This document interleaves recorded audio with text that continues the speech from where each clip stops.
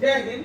देखिए अभी तो पहलगांव में इतना दुर्दांत अपराध किया इन लोगों ने, हमारे निहत्थे लोगों को, पर्यटकों को गोली मार दिया। ये हमारी इंटेलिजेंस फेलियर था। और अगर अभी पाकिस्तान के साथ एक छोटा मोटा युद्ध होता है तो इस स्थिति में किसका पलड़ा भारी रहेगा और भारत को क्या करना चाहिए। देखिए हमारा इंटेलिजेंस फेलियर था। यहाँ पर हम लोग को पता था कि पाकिस्तान के बलूचिस्तान में ट्रेन हाईजेक हुई है।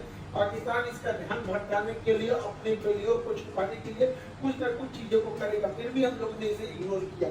हालिया में रावलपिंडी में जो इसने बयान दिया था आसिफ मुनीर कि हम अलग हैं, हम दुनिया को बताएंगे कि हम मुस्लिम बाकियों से अलग हैं।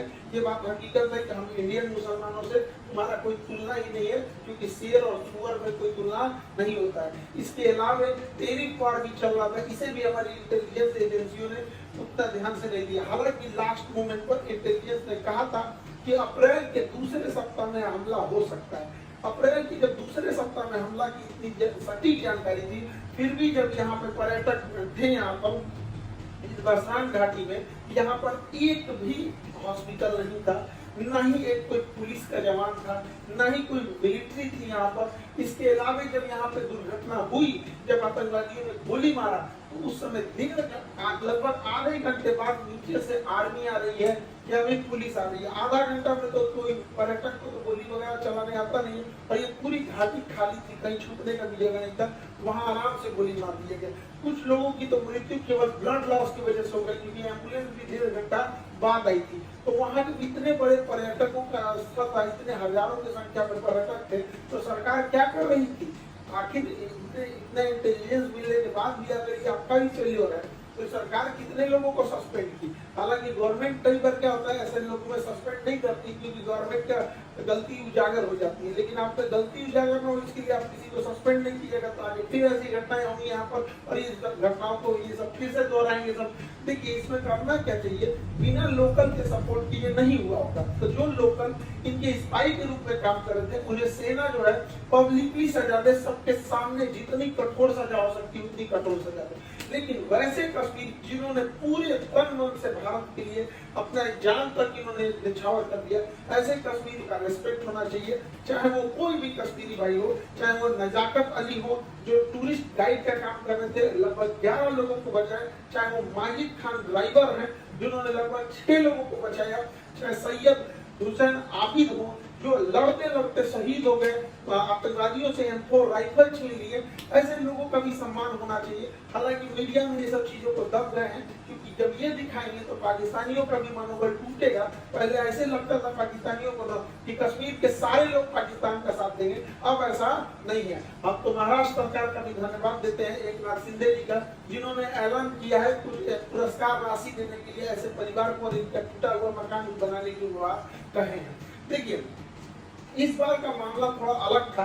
जब ये हमला हो रहा था तो इससे काफी दूर श्रीनगर है, इससे काफी दूर श्रीनगर का लाल चौक का एरिया हमेशा चहल पहल रहा था। लेकिन वो एक हफ्ते तक श्रीनगर की शटर डाउन था, ये दिखाने के लिए कि ये लोग इस घटना में शहीद हुए लोगों की श्रद्धांजलि दे रहे हैं। और जमा मस्जिद के इमाम ने भी पूरे खुल के मन से भी कहा था कि इस तरह की किसी भी घटना को पाकिस्तान अगर अंजाम देता है तो इस सब चीजों को कभी एक्सेप्ट नहीं किया जाएगा। तो इस बार भारत में इस चीजों को एकता देखने को मिली है। लेकिन जो लोग इसमें शहीद हुए हैं, चाहे वो पर्यटक हैं, चाहे जो वहाँ के लोकल लोग हैं, उनको भी गवर्नमेंट को सोचना पड़ेगा। तो इनको भी कश्मीर के एरिया में कुछ बागान होंगे, जैसे ड्राई फ्रूट के बागान हो सकते हैं, केसर के हो सकते हैं, या फिर सेब के हो सकते हैं, तो गवर्नमेंट इन्हें अलॉट कर सकती है या गवर्नमेंट इन्हें पुरस्कार दे सकती है, जिससे कि बाकी के लोग प्रेरित हो। कोई DM SP क्यों बनना चाहता है, क्योंकि देखता है कि समाज में उसकी इज्जत है। तो ऐसे लोग जो इस तरह से जो पहाड़ पे चला नहीं जाता, अपने पीठ पे लेके बच्चे को लेके भागे हैं, ऐसे लोग को जब हम समाज में पुरस्कृत देंगे तो बाकी लोगों को भी प्रेरणा मिलेगी, लोग पत्थर चलाना छोड़ के ऐसे कामों में आएंगे। सरकार को इस पर भी ध्यान देना चाहिए। और जो ये बहन को सोचिए क्या बीत रहा होगा, ऐसे शहीद हो गए जो यहाँ पर, इन लोगों को कश्मीर में ये घूमने आए थे पर्यटक बनकर, लेकिन यहाँ पर इन लोगों को एक एरिया सरकार को अलॉट कर देना चाहिए कि ये उन्हीं लोग के लिए एरिया अलॉट रहेगा। जो लोग यहाँ पे शहीद हुए उनके परिवार के लिए ये एरिया अलॉट कर दिया जाएगा। और हर साल 22 अप्रैल को हर साल बड़ी संख्या में पर्यटक फिर उसी जगह पर जाएं और उसी घाटी पे जहाँ पे आतंकवादियों ने गोली चलाया था वहां हम लोग दोबारा खड़े होकर लाखों की संख्या में तिरंगा झंडा लेकर भारत माता की गान गाए और अपना राष्ट्रगान गाए और ये दिखा सके आतंकवादियों को कि तुम्हारी गोलियों से हम डरने वाले नहीं है, हमारे हौसले अभी भी बुलंद है, तुम्हारे कायराना हरकत से हम नहीं है, औकात है तो हमारी इंडियन आर्मी से लड़ लो यहाँ पर। अब हम लोग को समझना पड़ेगा कि ये आतंकवादी सब चाहते क्या है, ये आतंकवादी क्या चाहते हैं। देखिए, ये आतंकवादी अगर चाहता तो इनको गोली मार दिया, इनकी वाइफ को भी मार सकता था, लेकिन नहीं मारा। कहा कि तुम पूछ है हिंदू हो कि मुस्लिम, धर्म पूछ के मारा। ये जानता था कि ये बात जब समाज में जाएगी तो ये इन आतंकवादियों का मकसद है कि भारत को इंटरनल तोड़ दिया जाए। देखिए, एक्सटर्नल लड़ाई हम लड़ सकते हैं, इंटरनल टूट जाएंगे तो बड़ा मुश्किल हो जाता है। तो जानबूझ के गोली मार दिया और इन्हें छोड़ दिया ताकि समाज में ये बात फैले, ताकि एक दूसरे से नफरत बहुत ज्यादा फैले। लेकिन उसी समाज में नहीं जानना था, जैसे आबिद जैसे लोग भी थे, उसी समाज में नजाकत अली जैसे लोग भी थे जिन्होंने पर्यटकों को निकालने का काम किया। और इतनी बड़ी घटना में जहां पर मेजॉरिटी कम्युनिटी हिंदू है भारत में और पूछ कर कि तुम हिंदू हो कि नहीं, और गोली मारा गया, फिर भी इस समाज में, देश में एक भी दंगा होने नहीं दिया गया, जो बताता है कि हमारा समाज, हमारी संस्कृति, हमारे भारत और सनातन संस्कृति में जो ये जो चीजें हैं, इतना ये इन सबों की तरह नफरती ये जो आतंकवादी वाले हैं, इन सबको तो वर्दी पहनने का भी अधिकार नहीं है। इन लोगों को बताइए धर्म जाति पूछ के कौन हत्या करता है किसी का। तो ये यही चाहता है कि हम लोग इंटरनल डिस्प्यूट में फंस जाए। दूसरा क्या चाहता है, कोई ना कोई तो इसका मकसद होता है। दूसरा ये चाहता है कश्मीर से पर्यटक हट जाए, इसलिए ताकि कश्मीर में बेरोजगारी बढ़ जाए, महंगाई बढ़ जाए, तो युवाओं को अपने ओर ये खींच सकता है। लेकिन हम लोगों को आगे प्रयास करना पड़ेगा और सरकार को भी, ताकि पर्यटन में कभी भी कमी आने नहीं दिया जाए। क्योंकि कश्मीर में जब से पर्यटन बढ़ा है, 370 घटा है, तो जो कश्मीरी को ये लोग 10,000 12,000 देके पत्थर चलवाते थे, आज वो कश्मीरी पर्यटक में कोई नाव ले जा रहा है, कोई गाइड बना हुआ है, कोई घोड़े से किसी को घुमा रहा है, कोई अपना वहाँ दुकान चला रहा है। ऐसे करके कोई भी कश्मीरी छोटा मोटा बिजनेस करके 25-30 हजार रुपया अपने कमा रहे हैं। धीरे धीरे जब वो सेटल्ड हो जाएंगे तो अपना घर बनाएंगे, अपने बच्चों को पढ़ाएंगे, अपने लिए कुछ गाड़ी घोड़ा खरीदेंगे, फिर उनकी लाइफ होगी तो कश्मीरियों को समझ में आएगा कि पाकिस्तानी उनका ब्रेन वॉश करते हैं। फिर उनको लगने लगेगा कि नहीं, हमको ऐसे आतंकवादी पत्थर नहीं चलाना है, हमारा हंसता खेलता परिवार है। तो भारत की सेना, भारत सरकार और 370 हटने के बाद बड़ी मेहनत से हम लोग गए। आज कश्मीरियों में पत्थर चलाने वाला इन चोटों को मिल नहीं रहा है सब, क्योंकि वो पर्यटन में एक दूसरे से घुले मिले हैं। तो ये हम लोगों की भी जिम्मेदारी बनती है कि कहीं ऐसा ना हो कि इमोशन में आके, गुस्से में आके हम लोग इन आतंकवादी प्रयास करना पड़ेगा और सरकार को भी, ताकि पर्यटन में कभी भी कमी आने नहीं दिया जाए। क्योंकि कश्मीर में जब से पर्यटन बढ़ा है, 370 घटा है, तो जो कश्मीरी को ये लोग 10,000 12,000 देके पत्थर चलवाते थे, आज वो कश्मीरी पर्यटक में कोई नाव ले जा रहा है, कोई गाइड बना हुआ है, कोई घोड़े से किसी को घुमा रहा है, कोई अपना वहाँ दुकान चला रहा है। ऐसे करके कोई भी कश्मीरी छोटा मोटा बिजनेस करके 25-30 हजार रुपया अपने कमा रहे हैं। धीरे धीरे जब वो सेटल्ड हो जाएंगे तो अपना घर बनाएंगे, अपने बच्चों को पढ़ाएंगे, अपने लिए कुछ गाड़ी घोड़ा खरीदेंगे, फिर उनकी लाइफ होगी तो कश्मीरियों को समझ में आएगा कि पाकिस्तानी उनका ब्रेन वॉश करते हैं। फिर उनको लगने लगेगा कि नहीं, हमको ऐसा आतंकवादी पत्थर नहीं चलाना है, हमारा हंसता खेलता परिवार है। तो भारत की सेना, भारत सरकार और 370 हटने के बाद बड़ी मेहनत से हम लोग गए। आज कश्मीरियों में पत्थर चलाने वाला इन चोटों को मिल नहीं रहा है सब, क्योंकि वो पर्यटन में एक दूसरे से घुले मिले हुए हैं।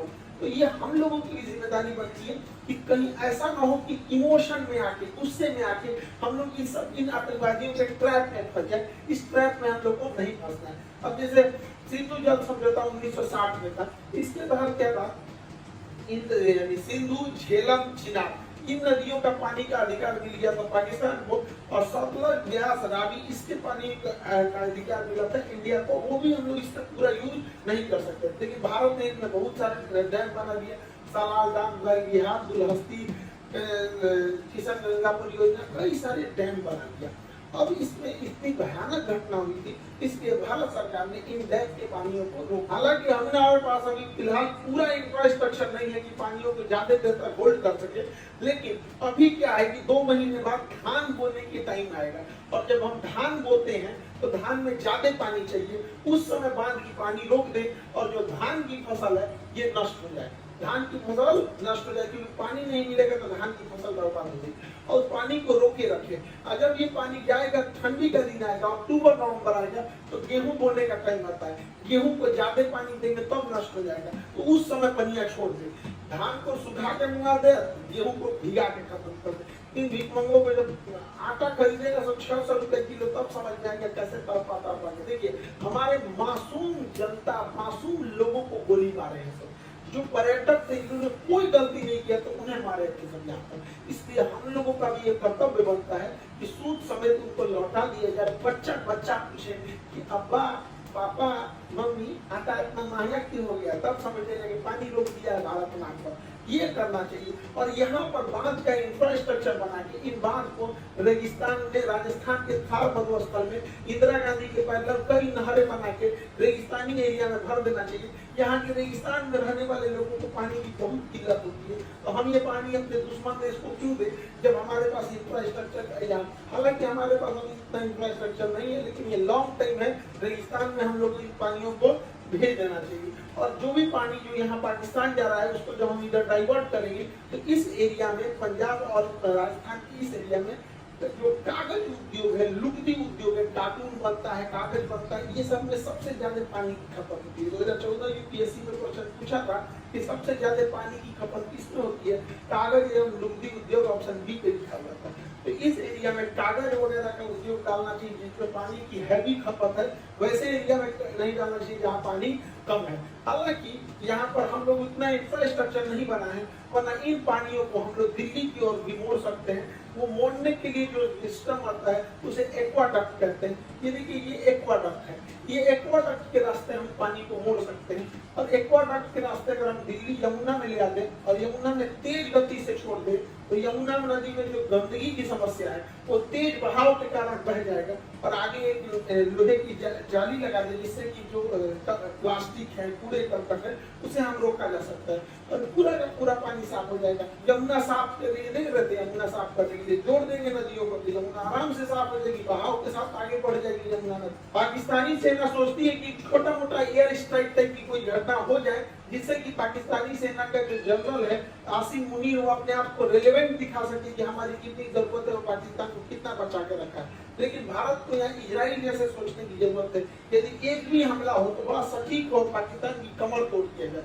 पाकिस्तान में जो बिजली घर है, भारत यहाँ से जब हमला करे तो इसके बिजली घर उड़ा दे जिससे कि बिजली ही न बन पाए। और जो ग्रिड होता है, ग्रिड जहाँ से बिजली डिस्ट्रीब्यूट होती है, ग्रिड उड़ा दे। अगर बिजली घर और ग्रिड उड़ गया, अगर 10 मिसाइल ग्रिड पे मारो, 10 मिसाइल मार देना है आपके बिजली घर, पूरे पाकिस्तान में ब्लैक आउट हो जाएगा, सोचने समझने के टाइम ही नहीं मिलेगा। और इस गर्मी के टाइम पे अगर ब्लैक आउट हुआ यानी पूरी बिजली खत्म हो गई तो सारे स्कूल बंद हो जाएंगे, कॉलेज बंद हो जाएंगे, railway station, airport, industry, factory, company, दुकान, सारी चीजें ठप हो जाएंगी। उसके बाद जो इसकी ऑयल रिफाइनरी, ऑयल डिपो है, ऑयल डिपो जो है, ऑयल रिफाइनरी है, इसको उड़ा देने के बाद फ्यूल खत्म। जब फ्यूल खत्म हो गया तो ना स्कूटी चलेगा, बाइक, कार, टेम्पो, मोटरसाइकिल कुछ भी आगे नहीं बढ़ पाएगा। ट्रांसपोर्टेशन को ही रोकना जरूरी होता है। जितने भी बड़े पुल होते हैं, जितने बड़े मेजर पुल हैं, इन पुल को अगर गिरा दिया जाए तो पुल को गिरा देने की वजह से ट्रेन भी नहीं चल पाएगी यहाँ से, और न ही कोई बड़ी गाड़ियां जा पाएंगी।